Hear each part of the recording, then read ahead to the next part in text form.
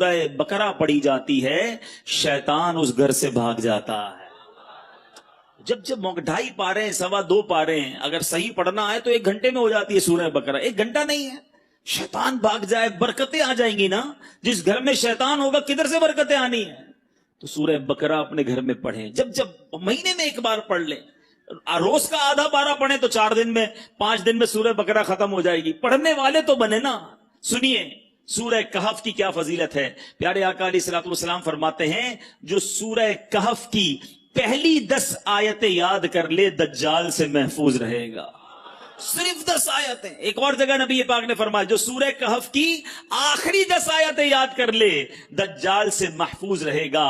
اور سبحان اللہ اب جمعے کے دن سورہ کہف پڑھیں اس کی الگ فضیلت ہے. سورہ یاسین کثرت سے پڑھا کریں. پیارے آقا فرماتے ہیں بے شک ہر چیز کا دل ہے اور قرآن کا دل سورہ یاسین ہے. جو 1 مرتبہ سورہ یاسین پڑھے گا اس کے لیے 10 مرتبہ قرآن پڑھنے کا ثواب لکھا جائے گا. اللہ کی رحمت تو دیکھو سورہ یاسین 12-10 منٹ میں پوری ہو جاتی ہے. 10 قرآن کا ثواب. ہم سے گھنٹوں ٹی وی دکھوا لو، ہم سے گھنٹوں فون پہ بات کروا لو، 10 منٹ سورہ یاسین کے لیے ٹائم نہیں نکلتا. کتنی دوری ہے قرآن سے. سوچئے سورہ دخان یہ بھی تقریباً 3 صفوں کی صورت ہے. بہت جلدی پوری ہو جاتی ہے. فضیلت سنو. پیارے آقا علیہ الصلوۃ والسلام نے فرمایا ترمذی کی حدیث جو کسی رات میں سورہ دخان پڑھے گا تو صبح ہونے تک 70,000 فرشتے اس کے لیے دعائے مغفرت کرتے رہیں گے. ہم ایک امام صاحب سے دعا کرا کے بڑے خوش ہوتے ہیں. یار فلاں مولانا صاحب آئے تھے میں نے ان سے دعا کرائی. بڑی اچھی بات ہے، بزرگوں سے کرانی چاہیے. مگر اس بندے کی خوش قسمتی کے کیا کہنے کہ 70,000 فرشتے ساری رات اس کے لیے دعا کر رہے ہیں. پڑھ لیجئے سورہ دخان. کتنی دیر لگتی ہے سورہ دخان پڑھنے میں؟ سبحان اللہ. سورہ ملک یہ مدنی انعام بھی ہے. روزانہ رات کو جو سورہ ملک پڑھتے ہیں انہیں مبارک ہو. دعوت اسلامی کے مدرسۃ المدینہ بالغان میں بھی پڑھ کر سنائی جاتی ہے. نبی پاک علیہ الصلوۃ والسلام نے فرمایا بے شک قرآن میں 30 آیتوں پر مشتمل ایک سورت ہے جو اپنے قاری کے لیے شفاعت کرتی رہے گی یہاں تک کہ اس کی مغفرت کر دی جائے گی. یہ تبارک الذی بیدہ الملک ہے. 30 آیتوں والی سورت ہے. چند منٹ لگتے ہیں. اے میرے میٹھے اسلامی بھائیوں میں نے مختصر وقت میں آپ کو کچھ قرآن پاک کے فضائل بیان کیے ہیں، کچھ اہمیت اجاگر کرنے کی کوشش کی ہے. سورہ اخلاص کتنی مختصر سورت ہے. اللہ کی رحمت دیکھو ہم پر کتنا برسنا چاہتی ہے. پیارے آقا علیہ الصلوۃ والسلام نے فرمایا مسلم شریف کی حدیث ہے آقا فرماتے تم میں سے کوئی شخص رات میں 1/3 قرآن کیوں نہیں پڑھتا، 1/3 قرآن کیوں نہیں پڑھتا؟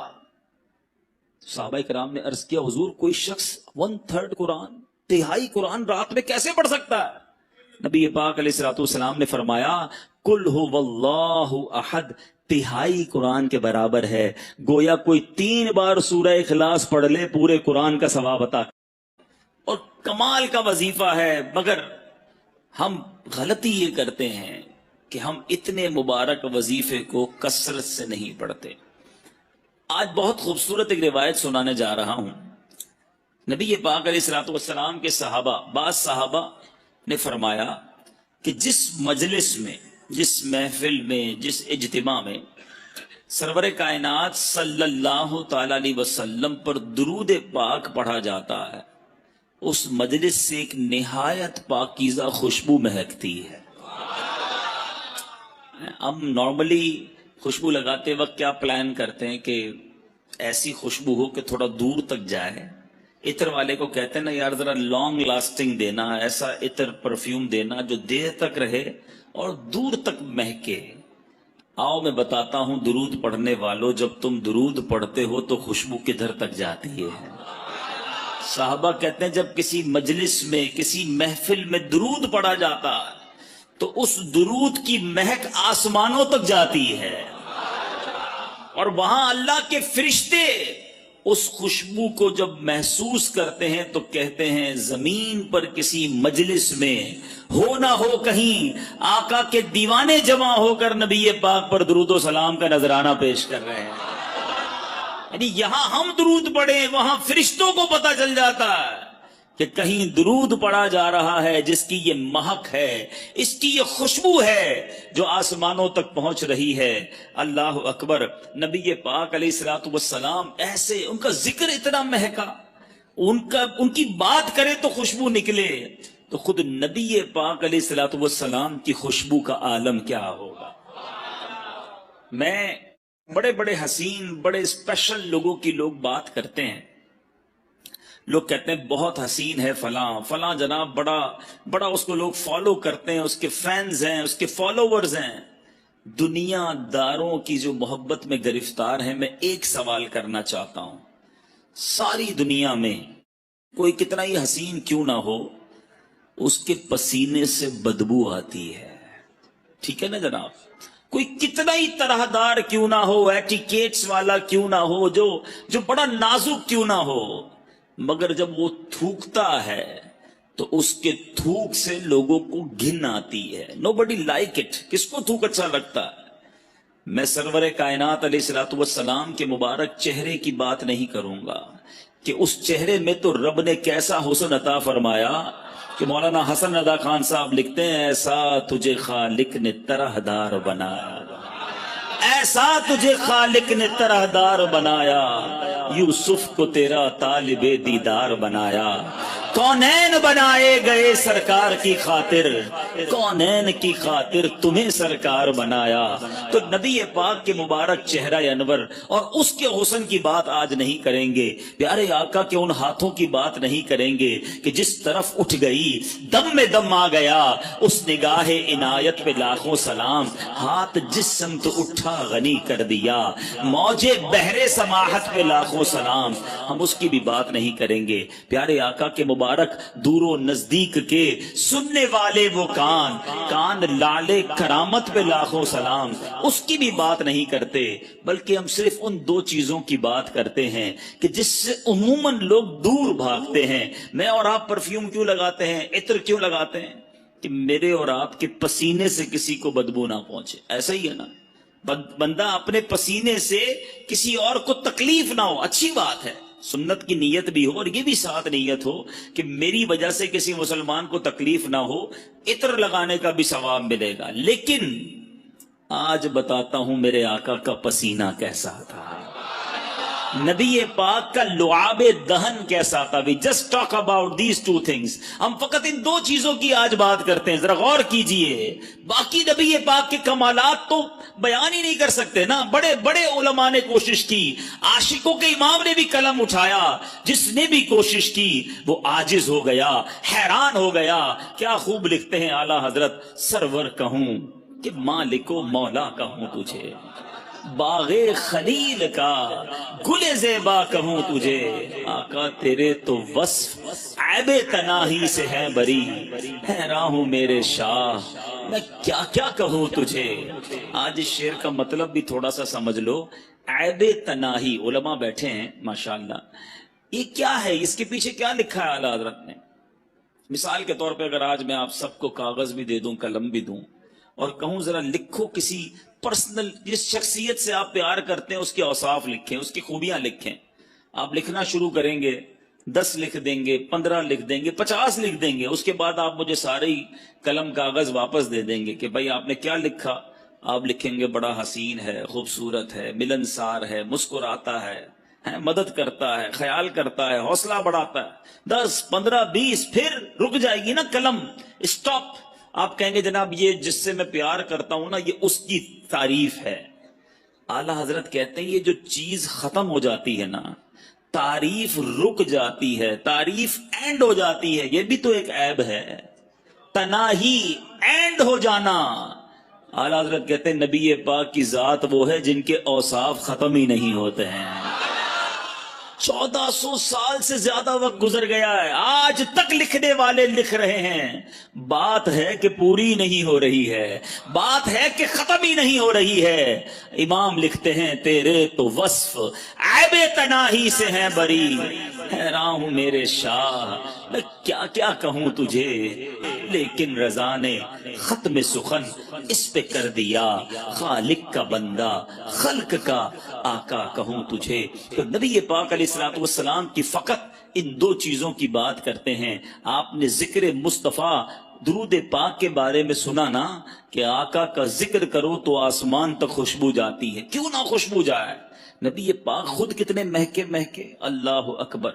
میرے آقا جس گلی سے گزر جاتے ہیں نا، جس گلی سے نبی پاک گزر جاتے وہ سڑک مہک جایا کرتی، وہ گلی خوشبودار ہو جایا کرتی۔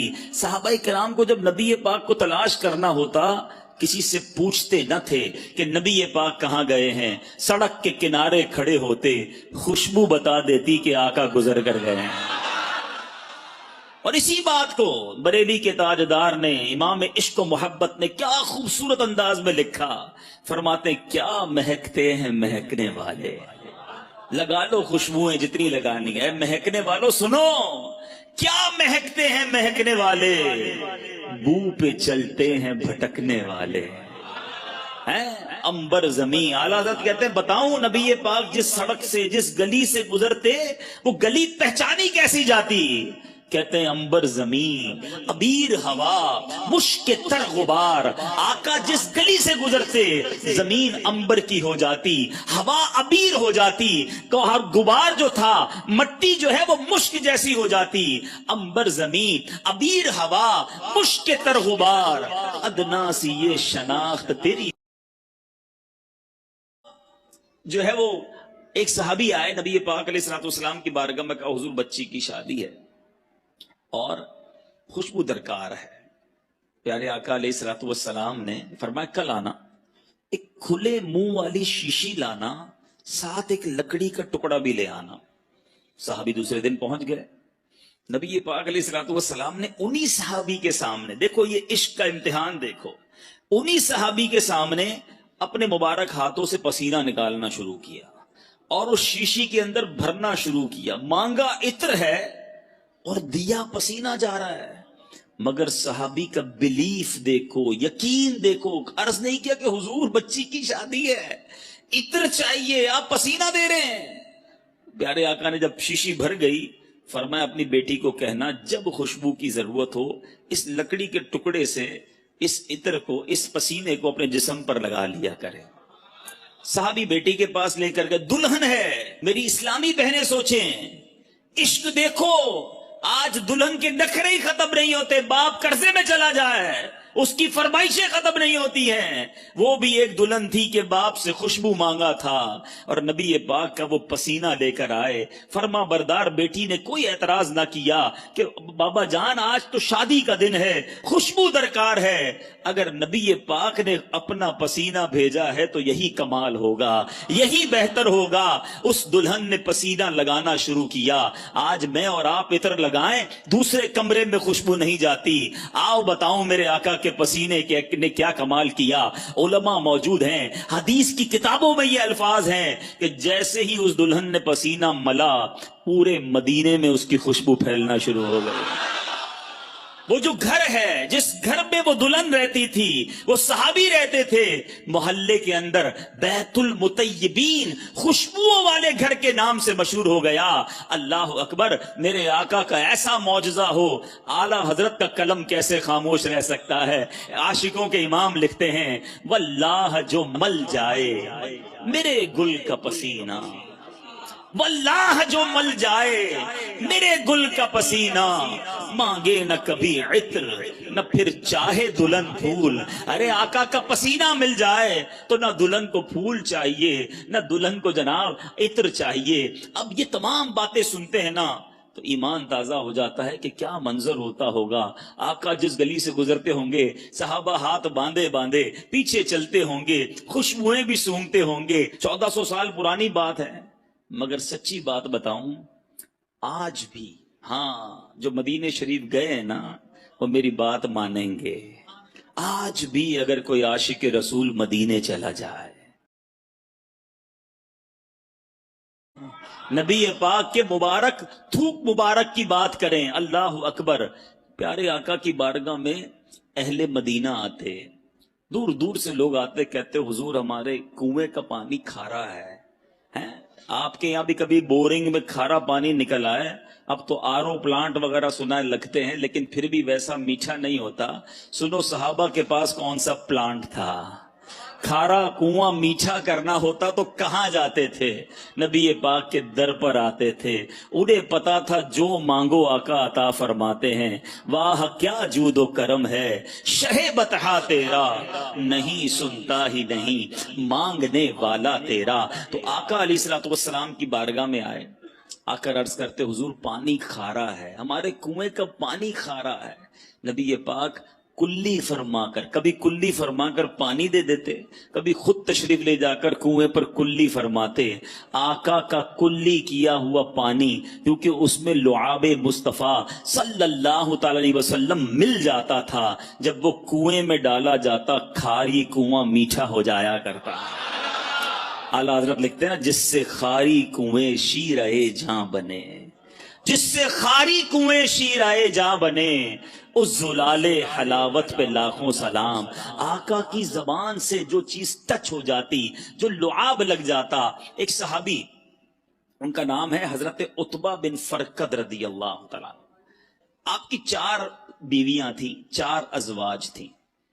آپ کی بیویاں، آپ کی ازواج سوچتی کہ حضرت عتبہ خوشبو کون سی لگاتے ہیں، وہ بڑی مہنگی مہنگی خوشبو لگاتی، مگر حضرت عتبہ کی خوشبو سے آگے نہ بڑھ پاتی۔ اور گھر میں بیوی زوجہ تو دیکھ لیتی ہے نا کہ عطر کون سا لگایا جا رہا ہے، کبھی عطر لگاتے بھی نہیں دیکھا۔ ایک بار ایک زوجہ نے آپ سے عرض کی حضور یہ بتائیں آپ خوشبو کون سی لگاتے ہیں؟ ہم ساری مل کر کوشش کرتی ہیں کہ آپ کی خوشبو کے برابر آ جائیں، مگر آپ کی خوشبو بڑی عرفہ و اعلیٰ ہے، آپ بتائیں تو صحیح کون سی خوشبو یوز کرتے ہیں؟ آپ نے فرمایا میں کوئی خوشبو نہیں لگاتا۔ میرا واقعہ بڑا عجیب ہے۔ فرماتے ہیں کہ ایک بار میرے جسم پر آبلے پڑ گئے، اسکن ڈیزیز ہو گئی نا، جسم پر جلد کی بیماری ہو جاتی، آبلے پڑ گئے۔ صحابہ کا کمال یہ، جتنی سیرت پڑھے نا آپ، صحابہ کرام کو جو پرابلم ہوتی تھی ڈاکٹر نہیں نظر آتا تھا، کسی جگہ ایمرجنسی وارڈ میں نہیں جاتے تھے، بلکہ حضرت قتادہ کی آنکھ نکل جاتی وہ بھی نبی پاک کے پاس ہی آتے۔ حضرت عتبہ بن فرقد کہتے ہیں میں پیارے آقا کے پاس چلا گیا کہ حضور جسم پر آبلے پڑ گئے۔ نبی پاک نے فرمایا کرتا اتارو۔ میں نے کرتا اتارا۔ آج اسکن پر، جلد پر کوئی بیماری لگے تو کریم لگائی جاتی ہے، آئنٹمنٹ لگائے جاتے ہیں، بڑے بڑے ڈاکٹر فارمولے لگاتے ہیں۔ نبی پاک نے حضرت عتبہ کا کرتا اتارنے کے بعد اپنا لعاب دہن نکالا، حضرت عتبہ کے جسم پر ملنا شروع کر دیا۔ اپنی زوجہ سے فرماتے ہیں وہ دن ہے، آج کا دن ہے، آبلے تو ختم ہو گئے، ہمیشہ میرا جسم بہکتا ہی رہتا ہے۔ تو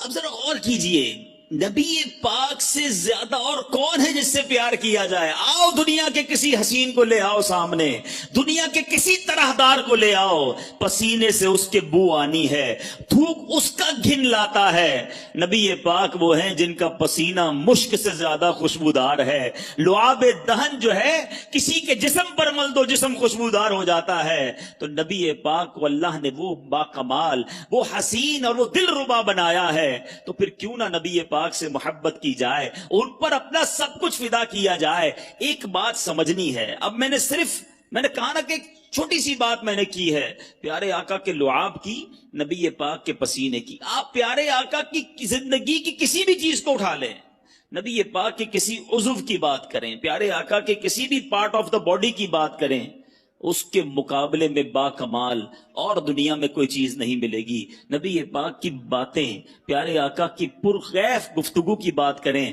ایسا بولنے والا سارے جہان میں کوئی اور نہیں ملے گا۔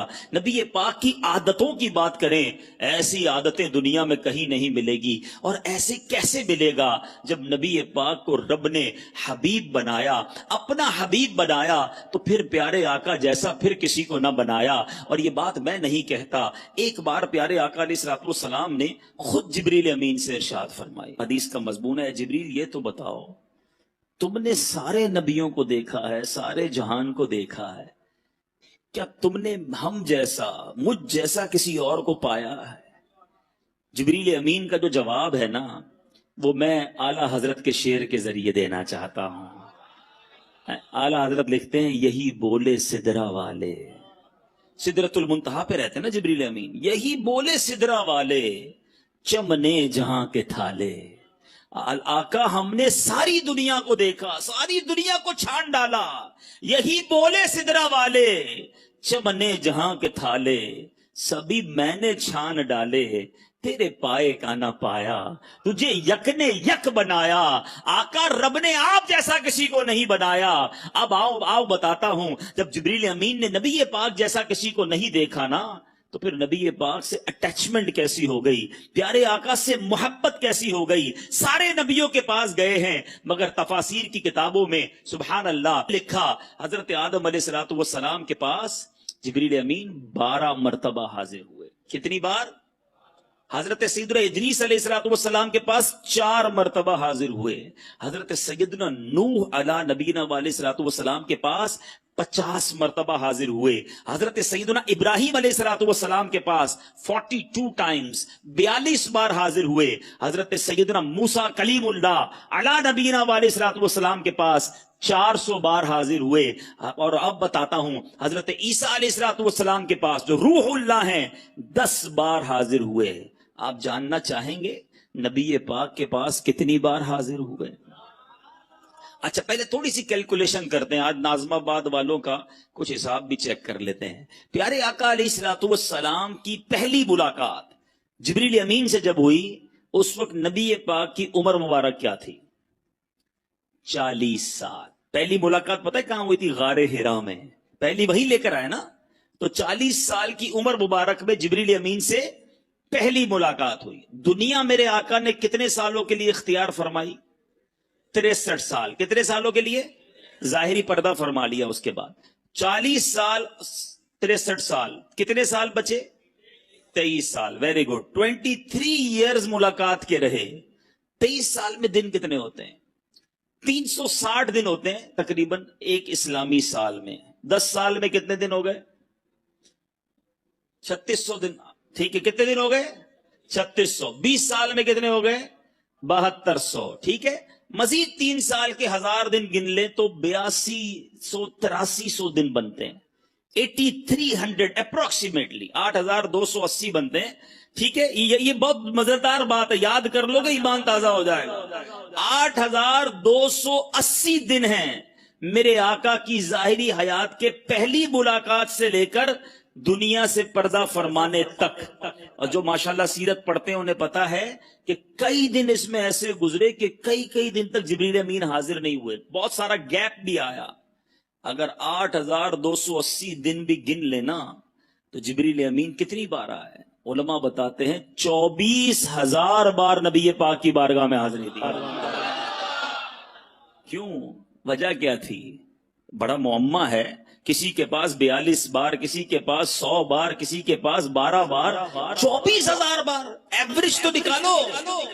8000 दिन में 24,000 बार का मतलब यह बनता है कि रोजाना 3 बार। और किधर से आते थे? बराबर गली से नहीं, सिदरतुल मुंतहा। डिस्टेंस कितना है सिदरतुल मुंतहा का? यह भी हदीस बताती है। हदीस में यह मजमून मौजूद है कि जमीन से पहले आसमान का फासला 500 साल, पहले आसमान से दूसरे आसमान का फासला 500 साल। गिनते चले जाएं 3500 साल लगेंगे 7वें आसमान तक पहुंचने के लिए। और उसके बाद सिदरतुल मुंतहा उसके ऊपर है। इतना दूर से रोजाना यानी अप्रोक्सीमेटली रोजाना औसतन 3 से ज्यादा बार नबी पाक के पास आना। वजह क्या है? इतना सफर क्यों किया? और अंबिया के पास तो थोड़ी बार गए। बात यह है, हमारे पास जवाब अगर हमें ढूंढना होता है तो कभी आला हजरत की बारगाह में हाजिरी देते हैं। आओ आज बरादर आला हजरत से पूछते हैं। शहनशाह सुखन लिखते हैं, बेलिकाए यार उनको चैन आ जाता अगर। कहते बात यह है, नबी पाक को पहली बार देखा उसके बाद चैन ही नहीं आता था।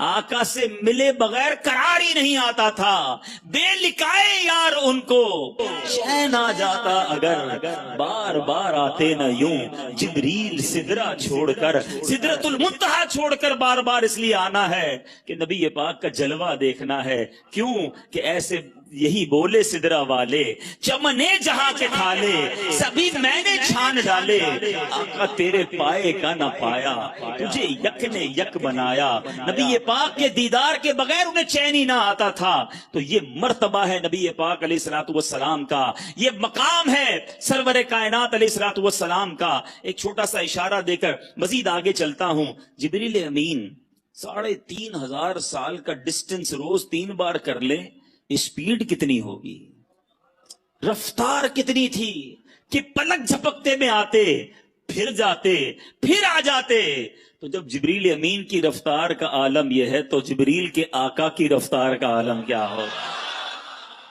تو معراج کی شب اگر میرے آقا تھوڑی ہی دیر میں سارا سفر کر کے تشریف لے آئے تو کوئی تعجب کی بات نہیں ہے بلکہ اس وقت تو کنڈی بھی ہلتی رہی بستر بھی گرم تھا علماء بڑا پیارا عشق بھرا جواب دیتے ہیں کہ جناب اتنا سارا سفر ہوا ابھی واپس آئے تو بستر گرم ہے کنڈی بھی ہل رہی ہے سفر تو بہت طویل تھا یہ کیسے ہو گیا تو علماء عشق بھری زبان میں جواب دیتے ہیں کہ بات یہ ہے کہ آج دنیا میں بھی آپ کی میری گھڑی سے سیل نکال لیں تو گھڑی رک جائے گی نا سیل ڈالیں تو پھر چلنا شروع ہو جائے گی علماء کہتے ہیں آقا سارے جہان کی جان ہیں جب جان ہی چلی گئی تھی تو جہان رک گیا تھا نبی پاک تشریف لائے دنیا پھر چلنا شروع ہو گئی وہ جو نہ تھے تو کچھ نہ تھا وہ جو نہ ہو تو کچھ نہ ہو جان ہے وہ جہان جان ہے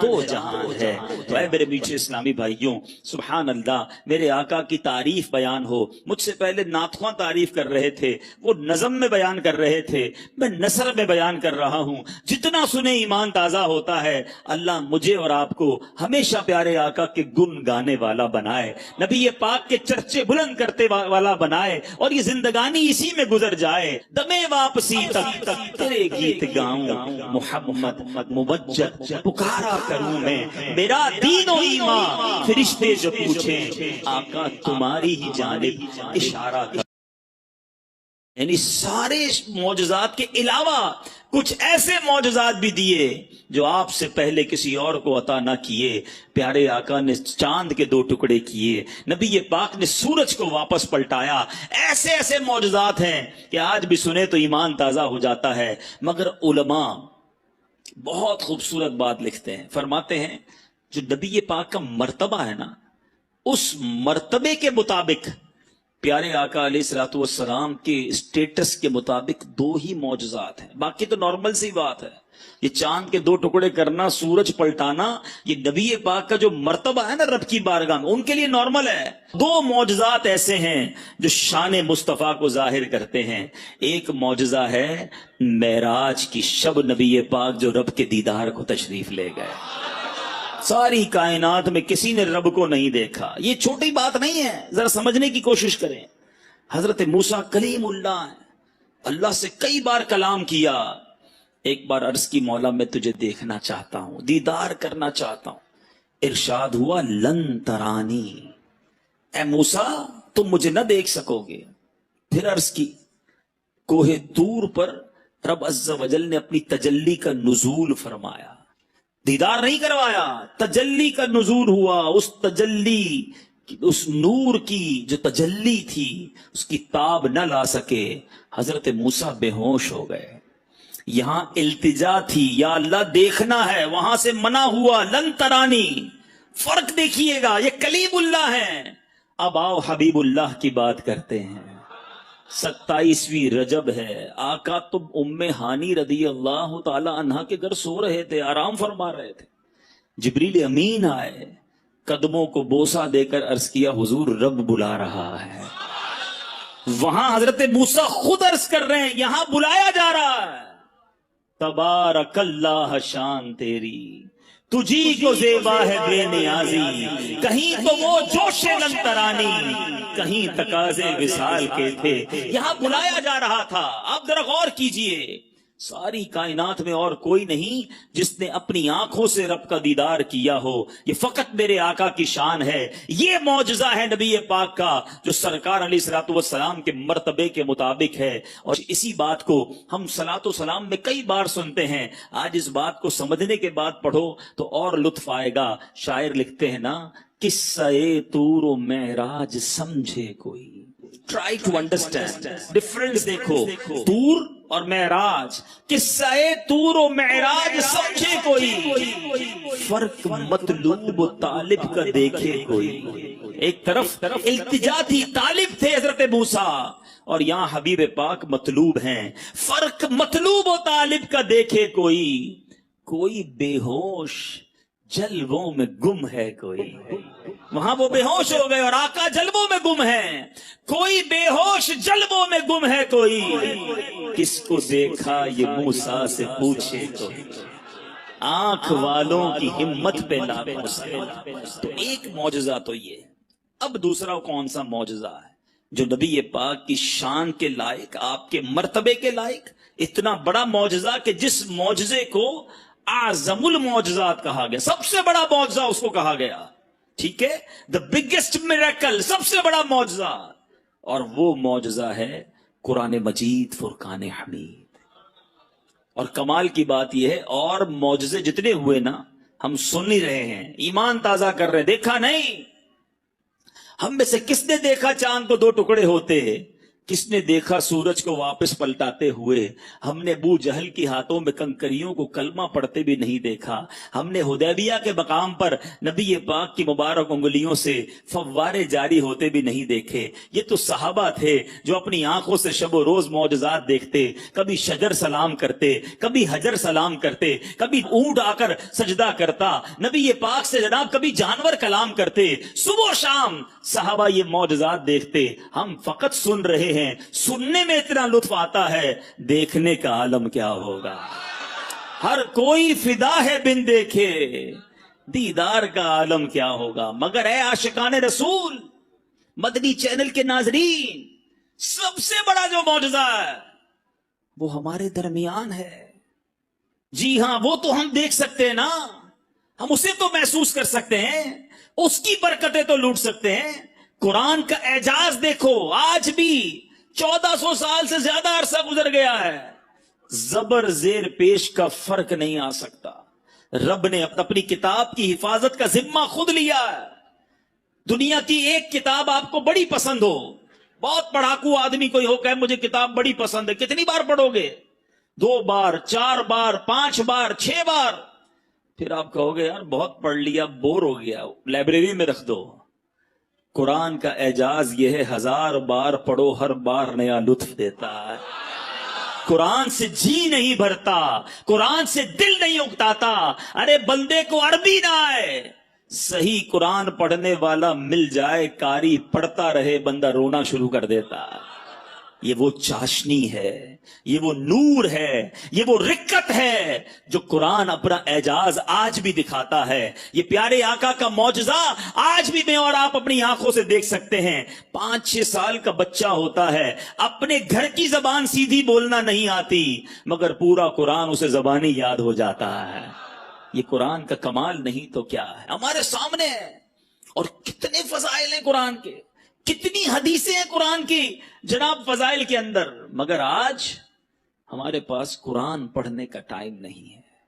اے میلاد منانے والوں، نبی پاک سے محبت کرنے والوں، مجھے بتائیے کہ پیارے آقا کا یہ معجزہ، یہ رب کا کلام ہمارے درمیان ہے، مگر ہم میں سے کون قرآن پڑھتا ہے؟ اور قرآن اگر پڑھے نا اور اس کو سمجھے بھی، اللہ اکبر، ایسے ایسے واقعات ہیں، ایسی ایسی اس کی سبحان اللہ آیتیں ہیں، اگر انڈرسٹینڈ کرنا شروع کریں تو بندے کا ایمان تازہ ہو جاتا ہے کہ رب نے کیا کیا ہمارے لیے ارشادات فرمائے ہیں۔ مگر آج صبح اٹھ کے نیوز پیپر پڑھنے کا ٹائم ہے، رات سوتے ہوئے خبریں دیکھنے کا ٹائم ہے، موبائل فون کے سارے میسج پڑھیں گے، جتنے واٹس ایپ ہیں سارے چیک کریں گے، مگر پورے دن میں قرآن نہیں پڑھیں گے۔ بتائیے یہ کیسی نبی پاک سے محبت ہے؟ قرآن سے دور رہ کر زندگی اچھی نہیں۔ میں آپ کو انشاءاللہ حدیثیں سناؤں گا کہ جس نبی علیہ الصلوۃ والسلام کا میلاد منانے جمع ہوئے ہیں، ارے میلادی جو ہے وہ قاری بھی ہونا چاہیے، اس کو قرآن بھی صحیح پڑھنا آنا چاہیے، اور قرآن سے اس کی پکی دوستی بھی ہونی چاہیے کہ جس نبی کا میلاد بنایا میرے آقا پر قرآن نازل ہوا، ان کے سینہ اطہر کو اللہ نے ایسی طاقت دی، کیونکہ قرآن خود فرماتا ہے ہم قرآن کو کسی پہاڑ پر اتارتے خوف الہی سے وہ ریزہ ریزہ ہو جاتا۔ اللہ تبارک و تعالی نے قلب مصطفیٰ کو یہ طاقت عطا فرمائی کہ ان کے سینے پر قرآن نازل ہوا۔ جس نبی سے تمہیں محبت ہے انہوں نے یہ تحفہ ہمیں دیا ہے۔ اے اللہ میں حاضر ہوں، تیرا بندہ ہوں، تو نے پیدا کیا، تو نے رزق دیا، تو نے ہمیں صحت دی، تو نے سب کچھ دیا، ایمان کی دولت تو نے دی۔ اے اللہ میں تیرا بندہ بن کر رہوں گا، میں تیری اطاعت کروں گا، تجھے ناراض کرنے والے کاموں سے بچوں گا۔ مگر آج حال یہ ہے میرے پیارے اسلامی بھائی، اب میں جو جملہ کہنے جا رہا ہوں نا وہ بڑا سخت ہے۔ آج حال یہ ہے کہ آج اللہ کو لبیک لوگ نہیں کہہ رہے، ایسا لگتا ہے شیطان کو لبیک کہہ رہے ہیں۔ زبان سے نہیں کہتے، مگر سچ بتاؤ مانتے کس کی ہیں؟ صبح ہوئی، رب کا حکم تو فجر پڑھنا تھا نا، تمہاری فجر قضا ہوئی، تم نے اللہ کی بارگاہ میں لبیک کہی، شیطان کی بات کہی لبیک۔ ظہر ہوئی، تمہاری ظہر قضا ہوئی، تم نے کس کو لبیک کہا؟ رحمان کو یا شیطان کو؟ تمہاری مغرب قضا ہو جاتی ہے، عشاء قضا ہو جاتی ہے، جھوٹ بولتے ہو، حرام کماتے ہو، حرام دیکھتے ہو، سوچو جو گناہ کرنے والا یہ کس کو لبیک کہہ رہا ہے؟ افسوس یہ ہے کہ اگر پورے دن میں ہم اپنے اعمال لکھیں نا تو ایسا لگتا ہے دن میں کئی بار شیطان کو لبیک کہہ رہے ہیں، اللہ کو لبیک نہیں کہہ رہے۔ اللہ کو لبیک کہنے والا اس کی نماز کیسے جاتی ہے؟ وہ حرام کیسے کمائے گا؟ وہ جھوٹ کیسے بولے گا؟ وہ ظلم کیسے کرے گا؟ وہ ماں باپ کو کیسے ستائے گا؟ وہ شراب کیسے پیے گا؟ وہ جوا کیسے کھیلے گا؟ نہ کرو ایسا، اللہ کے ہو جاؤ، اللہ یہ ساری دنیا تمہاری کر دے گا۔ ابھی بھی لوگ کہتے ہیں یار بس یہ بیان بالکل صحیح ہو رہا ہے، لیکن یار بس 5-7 سال ذرا کام کو ٹائم دے دوں، فیملی کو ٹائم دے دوں، ذرا عیاشی کر لوں، جوانی گزار لوں، پھر میں نے اللہ ہی کرنا ہے، میرا اور کام کیا ہے؟ وہ اللہ کے بندوں، شیطان یہی تو چاہتا ہے تم ابھی توبہ نہ کرو۔ کئی لوگ توبہ کے انتظار میں ہی دنیا سے چلے گئے۔ کیا جوانوں کی موت نہیں ہوتی؟ یاد رکھیے گا، ان کے جو غلام ہو گئے، ان کے جو غلام ہو گئے، وقت کے امام ہو گئے، نام لیوا ان کے جو ہوئے، ان کے اونچے نام۔